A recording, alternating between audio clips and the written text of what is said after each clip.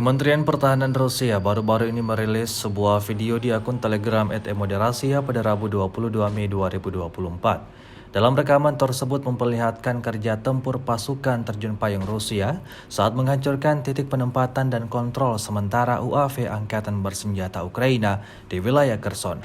Serangan tepat dilakukan pada posisi musuh di seberang Dnieper dari jarak lebih dari 5 km. Unit UAV menemukan titik penempatan sementara dengan personel dan titik kendali UAV, lalu koordinatnya dipindahkan ke awak tank infanteri bersayap.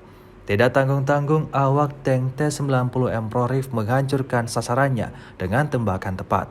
Seperti yang terlihat dalam rekaman, insiden ini menambah daftar panjang kerugian yang didapatkan Angkatan Bersenjata Ukraina.